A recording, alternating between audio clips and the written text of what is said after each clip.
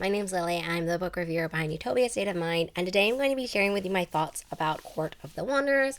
As you know, if you've been following me for a while, I don't often do singular book reviews, but I am mentioning this because this is the last of my 5 anticipated 5-star read predictions for 2024. I actually read this I think in 2024, but it's been so long since I finished this one, and I thought I thought I had recorded the video, but I didn't.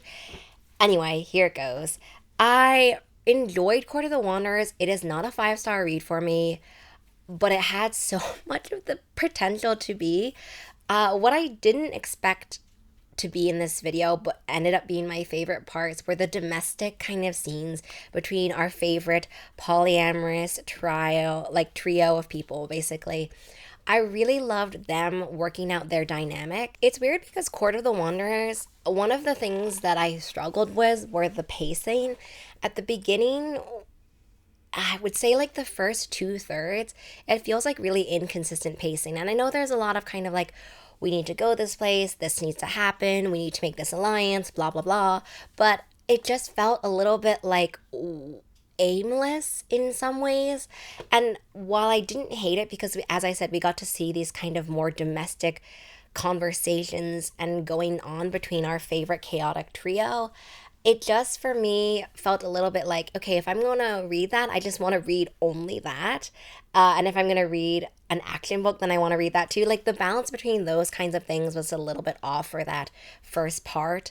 I really loved the conversations that they have, but I think as well, some of the things that I had trouble with in Court of the Wanderers were there are a lot of outstanding questions I had at the end. I had a lot of outstanding questions, even about some conversations they had in these beautiful, happy moments that I loved. And they're not necessarily all like beautiful and happy, but all of these moments that they have that kind of bind the three of them together. And I felt also like, and this goes back to the pacing, at the end, in the latter third, I guess, latter half, so much starts happening where I'm just kind of like, what? What is that? Like, I know what's happening, but the pace of that really threw me off. And then at the end, because of that, some things were wrapped up super quickly, even though we've kind of been building up to it for, 80% of it. And then some things just like never got answers that I was looking for. It just felt weirdly stop and go at certain parts.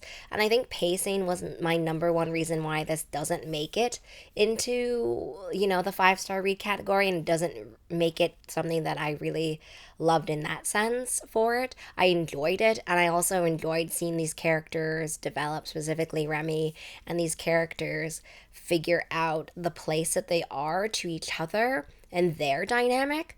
I liked, but I would say on terms of the action, I felt really sort of confused by some of the choices. And I wanted a little bit more how do I say that? Is it spoilers? I wanted a little bit more in terms of Remy's relationship to Remy's family. I think that's all I can say without kind of spoiling the events of the end of Silver Under Nightfall. So it's hard to really chat so much about what didn't work for me in specific details without spoiling that. But I will say that the reason why this didn't make it, unfortunately, into the 5-star read reason was kind of the pacing, and specifically towards the end, the pacing of some of the really things that were built up, basically. Also, I did have some questions. To be fair, maybe I had a lot of questions because I was focusing mostly on the trio, but in general, I did have some things that I didn't really understand how it wrapped up towards the end. I don't know if necessarily this would have been better as a trilogy. I don't know. I don't know necessarily. I can't like put my finger on necessarily what could have been done to fix it and like catapult this into the 5-star category for me. But it's sad because like I wanted to film this video. I felt very much like it needed to end cap this series, but it's also not my favorite of the whole series that we've done. So yeah, as you know, if you've been following me, I've already posted my 2025 5-star predicted reads. So I will continue on with this series for the 2025 edition. But yes, I just wanted to finish this series and come on and tell you this. And yeah, let me know what your last 5-star read was. And I will see you in hopefully the next really great 5-star predicted 5-star read video. Have a really great rest of your reading. day, week, month, and year. And I'll see you later. Bye.